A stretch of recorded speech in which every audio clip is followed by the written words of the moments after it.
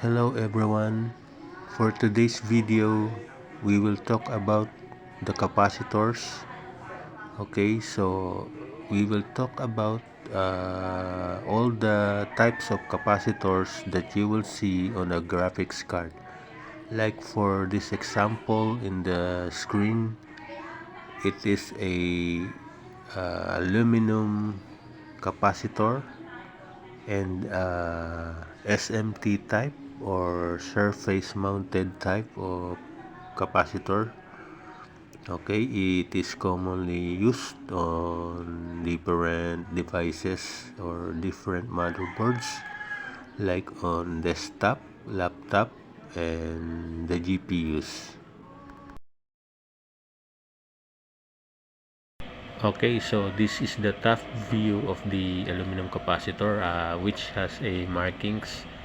So the only important thing you should know in this capacitor is the capacitance and the rated voltage, but of course the polarity too.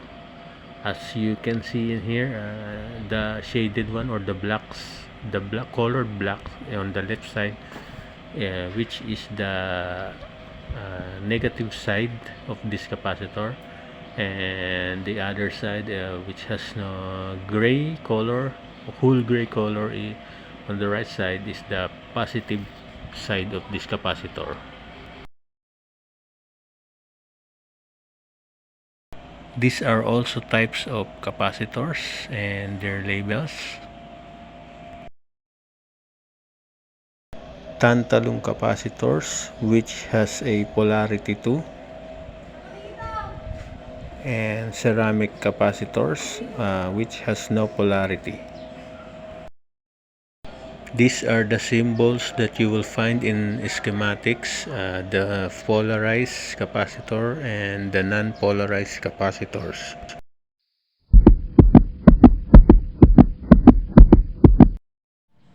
When we are measuring the capacitors, for example, this aluminum capacitor, always remember that it has a polarity, and if we measure these capacitors, you can measure it by continuity mode or beep mode or just resistance mode. Okay, so as you can see in here, the the shaded one is the negative side and this side is the positive. Okay, as you can see in board. So now we will test it on our multimeter by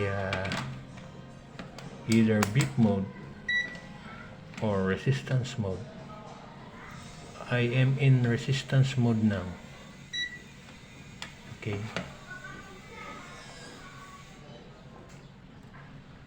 my calibration of my multimeter in resistance mode is 0.2. So let's try and test it. Our positive probe in the positive side of the capacitor. Let me zoom it.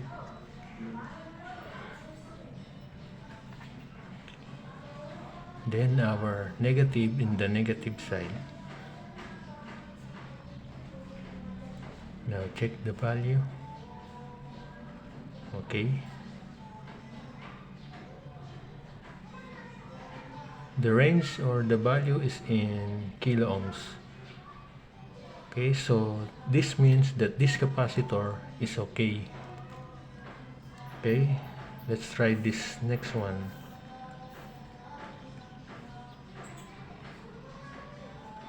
Okay, 16 ohms. Okay, the value is slightly low because this capacitor or these capacitors are connected in our memory, which has a low resistance. Okay, so you might think that this capacitor is shorted? No, it's not. It depends on where the capacitors are located. Just like this, it is connected to the memory chips, which has a low resistance. Unlike this capacitor is connected to 12 volts, so the resistance is higher. Let us check this resistance, which is the 12 volts rails 2 capacitor. Okay, as you see, the range is in kilo ohms and higher. So okay, let us check in here. So as you can see in here, these capacitors are the input capacitor. Okay, so these are connected to the 12 volts rail, so we will expect a higher value when checking in the resistance mode. Okay, again, the negative side, let me zoom it.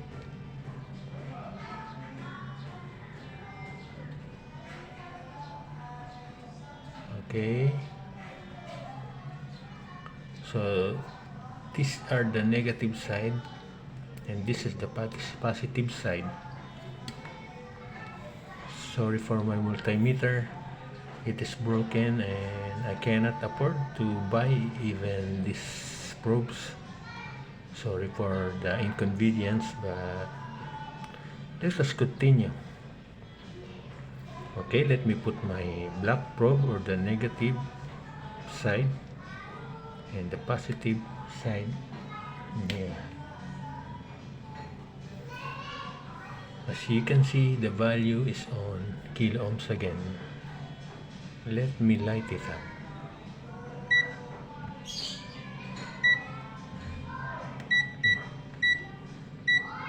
Okay, let us try the next one.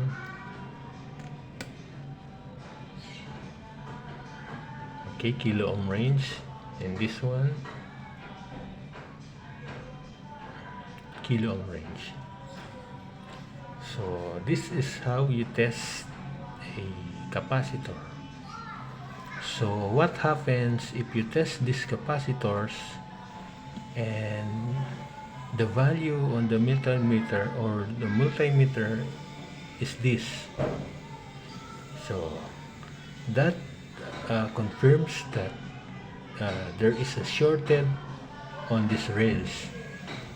Okay, so this aluminum capacitor SMD or SMT package are very rare to get damage. Okay, if you find shorted in here, the short must be on this side of MOSFETs. That's why you will read shorted on a capacitor. Okay, there is also a measurement or that used in the multimeter in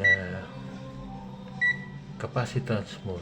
Okay, as you can see, this is used only when the capacitors are lifted. Okay, so in this case, when you measure the capacitor in the PCB itself or in the motherboard, you can only try continuity mode or resistance mode. I am now in continuity mode. See, it beeps. When this beeps, it means there are shorted components that connected in this capacitor. Either it's the MOSFET or some SMD capacitors around it. Or let me show you the SMD capacitors. Okay, so the SMD capacitors are here. Okay, let me zoom out here. here, just like this.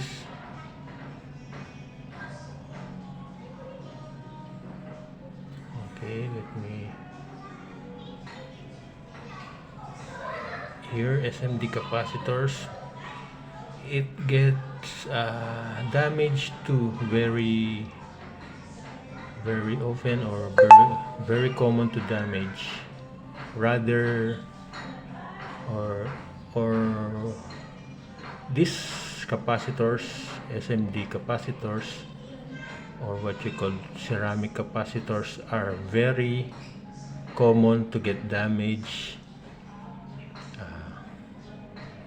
rather than these tantalum capacitors. There is also capacitors in here, the filter capacitors, that are directly connected to our GPU chip. We can measure it too on beep mode. So the positive side of this tantalum capacitors are this one, the shaded one, the black shaded one, and the negative side is this. Okay, as you already see in the PCB, it says positive. Same measurement we use.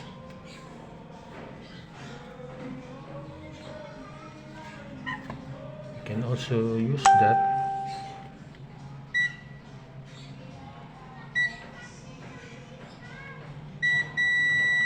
As you see, the value 0.6, and it beeps. Okay, so you will think that this capacitor is shorted, or the rails or the components connected to this capacitor is shorted, but not. That is not true, because why it reads very low, like shorted one. So let me put on the resistance mode and let me check again. Okay, see the value. Okay, 0.6. You might think that there is a short in this area, or this capacitor itself, or the SMD ceramic capacitor around it, but it is not shorted. Why? Because this capacitors is directly connected to the GPU. Okay, so remember, the GPU and the VRAMs have a low resistance, especially the GPU has a measurement of resistance, a very low resistance, just like 1 ohm or below. Okay, so this capacitor is also good. If you measure this, okay, 0.3, that okay, 0.2. Okay, again, let's measure the capacitor.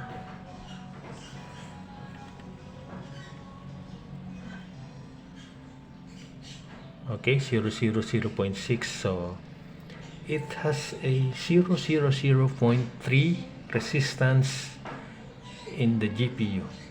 Okay, we didn't measure this 0.2 on this capacitor. In that case, if we measure that 0.2, for example, we measure this capacitor and the value is 0.2. Now then you can suspect that there is a shorted component, or the capacitor itself, or the capacitor, or even the GPU core itself is damaged. Okay, so now when measuring ceramic capacitor, which has no polarity, like this, okay, this type of capacitors here, very easy to measure that. Resistance mode, it's okay, or the beep mode. Let me put my multimeter in the beep mode. It will beep if I measured the damaged ceramic capacitor. but if it's not damaged, it will not beep. Okay, see, it's not beeping. So this ceramic capacitor, SMD ceramic capacitor, is very small, and yet it is very easy to measure. Okay, and so I think that's all when measuring the capacitors. So okay guys, that's it. Thank you.